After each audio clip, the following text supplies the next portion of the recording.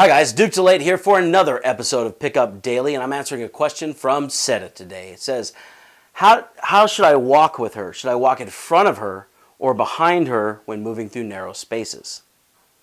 That's an interesting question, and there's a lot of weird psychology behind it, so I'm going to talk about that on this episode of Pickup Daily.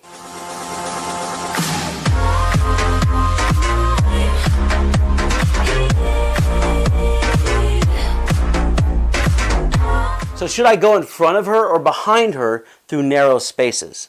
Okay, I like to take the frame of leadership, right? You always want to be leading. Even when you're talking in a day game approach and she's still walking, you sort of walk a little bit in front of her. Even though you're kind of following where she's going, you're actually kind of leading the interaction on the mental level by walking a little bit in front of her, so she kind of drops back into that role. You can sort of pace that, and then she's allowed to lead you in that way. When you go through a narrow space, I'm not sure what you mean by that, but I'm assuming it's waypoints in the club, or like choke points, or between cars, or down an alley, stuff like that. In that case, there's a couple of things. Okay, you want to let her lead into things that are her domain, right? So if you are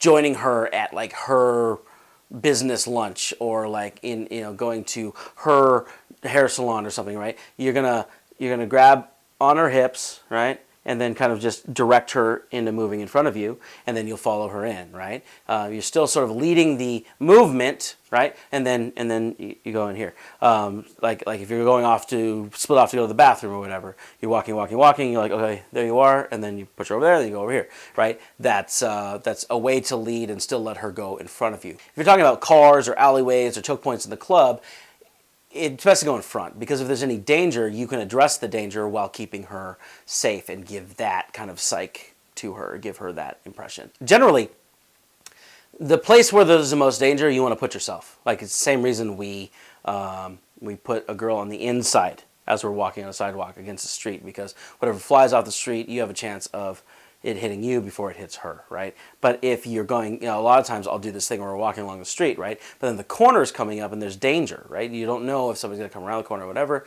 I'll move and then move out to the side of her and then past the corner and then do it again. It's important to put you between her and perceived danger and create that feeling of safety. That's my answer to that question. I answer questions like this every damn day on Pickup Daily.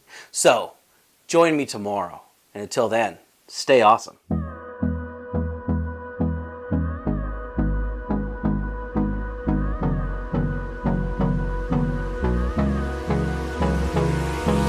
Hold me close till I get up. Time is barely on